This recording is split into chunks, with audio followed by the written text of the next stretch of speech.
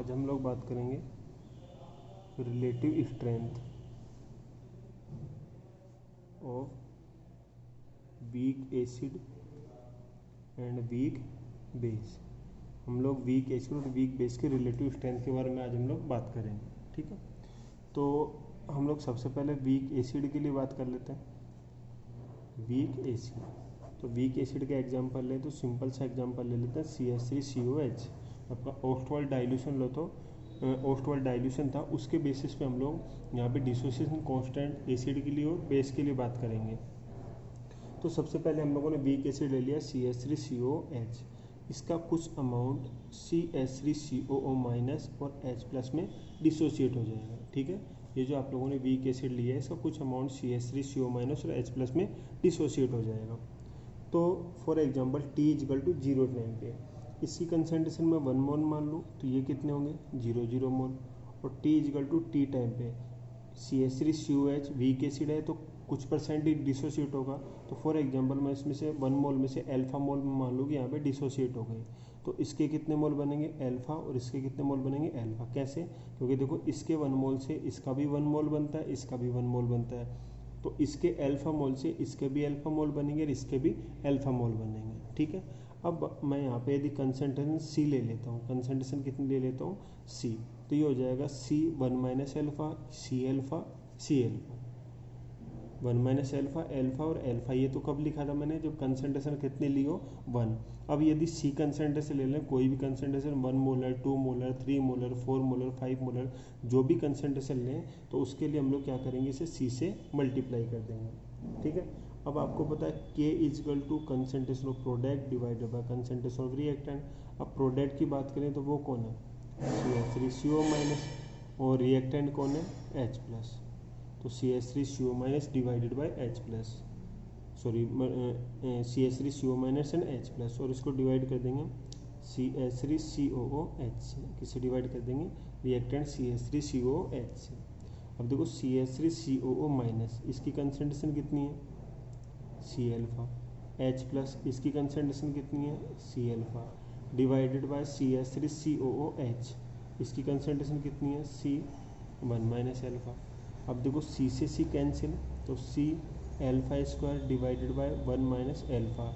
अब मैंने आपको बताया था कि when alpha is less than 5%, alpha की वैल्यू 5% से कम हो, कहने मतलब डिसोसिएशन आपका 5% से कम हो, in that condition 1 - alpha is considered as 1। 1 - alpha को आप क्या मान सकते हो 1 मान सकते हो। देन Ka = C α² और 1 - अल्फा क्या हो जाएगा 1 हो जाएगा।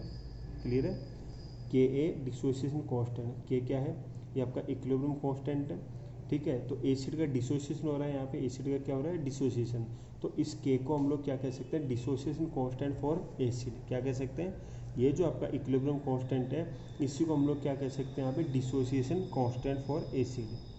तो ये आपका Ka dissociation constant for acid = C α², और α² क्या लिख दोगे Ka/C, क्या लिख दोगे Ka/C, और अल्फा क्या आ जाएगा √Ka/C, तो अल्फा आपका आ जाएगा √Ka/C। अब यहाँ पे देखो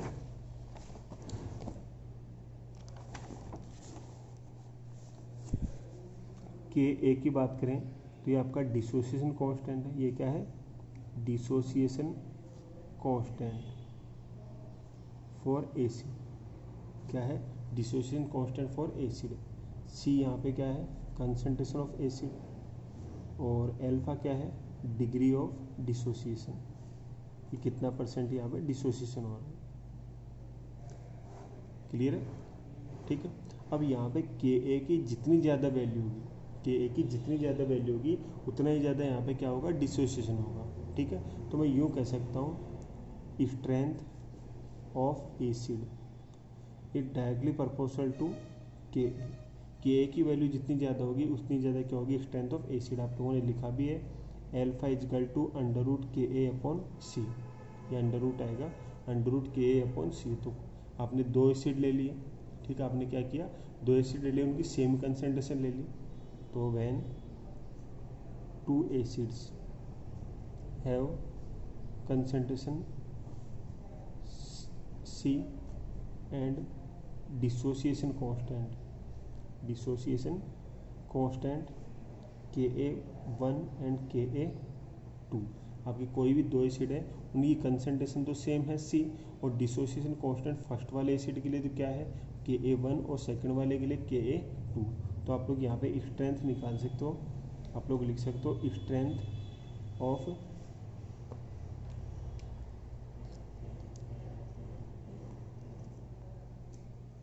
यहाँ पे आप लोग लिख सकते हो स्ट्रेंथ ऑफ एसिड फर्स्ट और divided by strength of acid second.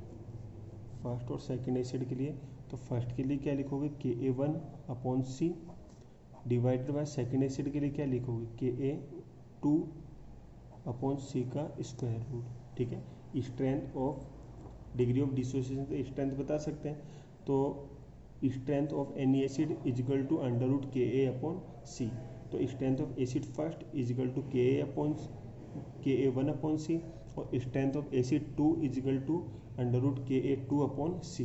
अब देखो C तो दोनों के लिए सेम है, दोनों एसिड के लिए कंसंट्रेशन कैसी है, सेम लिया आप लोगों ने। तो आप लोगों का फॉर्मूला आ जाएगा strength of acid first divided by strength of acid second is equal to under root Ka1/Ka2। Strength of acid first divided by strength of acid second is equal to under root Ka1/Ka2, ये आपको लिखना है। तो ये आपका formula हो जाएगा कोई भी एसिड के लिए एसिडिक स्ट्रेंथ कैलकुलेट करने का। Strength of acid first divided by strength of acid second is equal to under root Ka1/Ka2। अब Ka1 आपको पता है dissociation constant for first acid और Ka2 भी आपको पता है डिसोसिएशन कांस्टेंट फॉर एसिड 2। अब चाहो तो यहाँ लिख देता हूँ, Ka1 की बात करें तो dissociation constant for acid first, और Ka2 की बात करें तो वही आपका dissociation constant for acid second. तो ये एसिड फर्स्ट के लिए, ये एसिड सेकेंड के लिए। ठीक है, चलो इसी टाइप से हम लोग वीक बेस के लिए बात कर लेते हैं। इसी टाइप से किसके लिए बात कर लेते हैं, वीक बेस के लिए। तो सेकंड नंबर पे वीक बेस के लिए बात करें तो क्या होगा, देखो वीक बेस जैसे मैं ले लेता हूँ NH4OH। वीक बेस क्या ले लेता हूँ NH4OH। अब देखो NH4OH को आप लोग डिसोशिएट करोगे तो क्या बनाएगा NH4+ and OH minus. NH4OH को यदि आप लोग डिसोशिएट करते हो तो क्या बनता है NH4+ NH4OH माइनस। अब देखो वही T इक्वल टू 0 कंसंट्रेशन पे ये आप लोगों ने 1 मोल ले लिया, तो ये कितना मोल होगा 0, और ये भी कितना होगा 0। अब T equal to T time पे ये आपका 1 माइनस एल्फा, तो ये कितना बनेगा एल्फा, और ये भी आपका एल्फा। आपको पता है कि इसके 1 मोल से इसका 1 मोल बनता है और इसका भी 1 मोल बनता है। तो इसका यदि आप लोगों ने अल्फा मोल लिया तो इसका भी अल्फा मोल बनेगा, इसका भी अल्फा मोल बनेगा। ठीक है, वीक एसिड है तो इसका कंप्लीट डिसोसिएशन तो होगा ही नहीं, इनकम्प्लीट डिसोसिएशन होगा। तो उस कंडीशन में अल्फा मोल डिसोसिएट हो गए तो अल्फा NH4+ बनेगा, अल्फा ही OH माइनस बनेगा। ठीक है, अब यहाँ पे आपको कंसंट्रेशन 1 मोल के बजाय C कंसंट्रेशन दी जाती है, कहने मतलब 2, 3, 4, 5, 6, 7 जो भी कंसंट्रेशन दी जाती है, तो उस कंडीशन में आप लोग क्या करोगे, C से मल्टीप्लाई कर दोगे। किससे मल्टीप्लाई कर दोगे, C से मल्टीप्लाई कर दोगे। तो देखो आप लोग लिखोगे equilibrium constant is equal to concentration of product divided by concentration of reactant. अब प्रोडक्ट की कंसंट्रेशन की बात करें तो प्रोडक्ट में कौन कौन है NH4+ है एंड OH माइनस है। डिवाइड कर देंगे इसे कंसंट्रेशन ऑफ NH4OH, किससे डिवाइड कर देंगे कंसंट्रेशन ऑफ NH4OH। ठीक है, तो NH4+ की concentration C alpha, OH minus की concentration C alpha divided by NH4OH की कंसंट्रेशन C1 माइनस अल्फा। अब यहाँ भी देखो C से C कैंसिल हो जाएगा, क्या लिखोगे C alpha square 1 minus alpha. आपको बताया था alpha is less than 5%, in that condition 1 minus alpha is considered as 1। जब आपके एल्फा की वैल्यू लेस देन 5% हो या 5% के इक्वल हो तो उस कंडीशन में हम लोग 1 माइनस एल्फा को 1 के इक्वल मान सकते हैं। सो के बी यहाँ पे इक्विलिब्रियम कांस्टेंट जो आपका है बेस के लिए, उसको मैं के बी से डिनोट कर रहा हूँ। क्यों? क्योंकि ये आपका बेस डिसोशिएट हो रहा है। क्या हो रहा है? बेस डिसोशिएट हो रहा है। तो बेस के डिसोसिएशन के लिए जो इक्विलिब्रियम कांस्टेंट लिख रहे हो, इसे आप लोग क्या लिखोगे? Dissociation constant for base. क्या लिखोगे? Dissociation constant for base. Clear है? तो वो आपका डिसोसिएशन कांस्टेंट फॉर एसिड था और ये आपका डिसोसिएशन कांस्टेंट फॉर बेस। तो के बी इजिकल टू क्या आ जाएगा? C alpha square. 1 minus alpha is equal to 1 आप लोगों ने मान लिया। तो एल्फा स्क्वायर इजिकल टू क्या आ जाएगा? के बी अपॉन सी, और alpha is equal to under root K B upon C. ये आपका फॉर्मूला बन जाएगा। Alpha is equal to under root K B upon C. अब देखो के बी यहाँ पे क्या है? डिसोसिएशन। के बी क्या है? Dissociation constant of base. क्या है?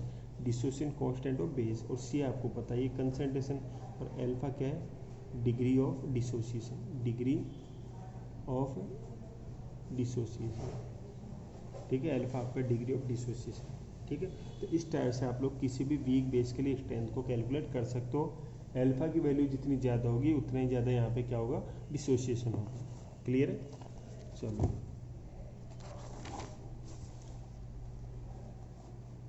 तो देखो जैसे हम लोगों ने एसिड की बात की थी स्ट्रेंथ के लिए, वैसे यहाँ पे बात कर सकते हैं। एल्फा स्ट्रेंथ को रिप्रेजेंट कर रहा था और एल्फा इजिकल टू क्या था? के बी अपॉन सी। ठीक है, अब आपको दो एसिड दिए जाए, मैन two acids have same concentration, and two acids have same concentration C. ठीक है, and dissociation constant for, sorry acid नहीं, बेस की बात कर रहे हैं, base. when two base have same concentration C and dissociation constant for base first is Kb1 and dissociation constant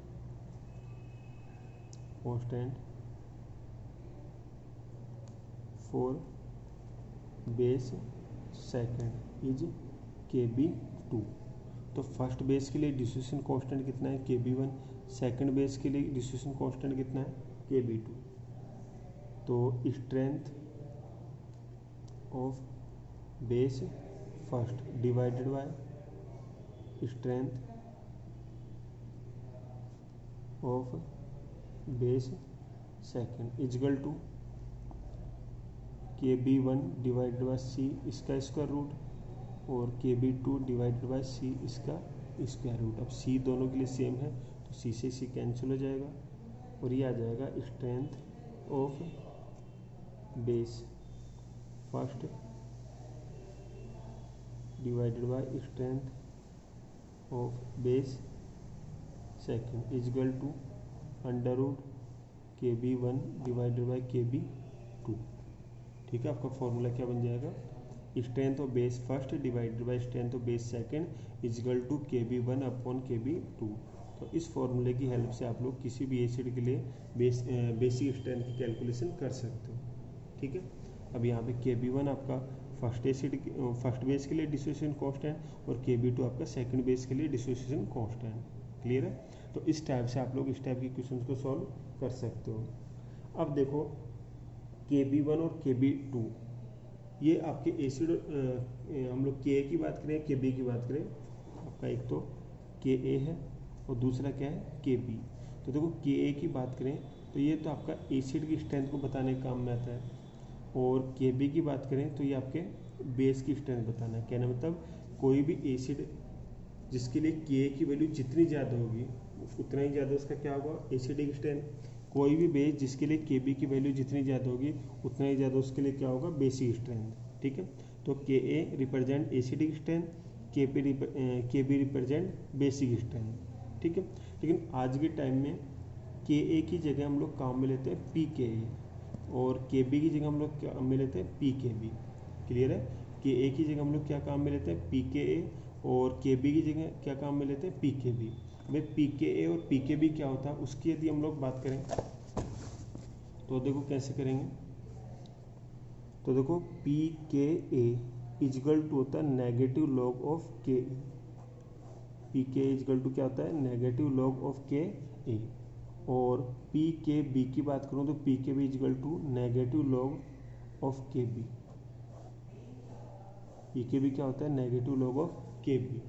ठीक है, P K is equal to negative log of K A, और P K B क्या होता है negative log of K B.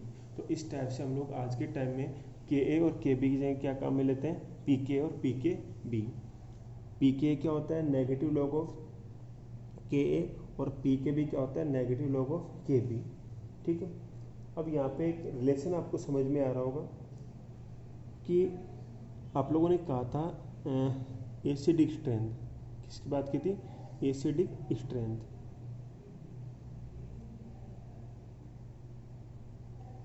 Acidic strength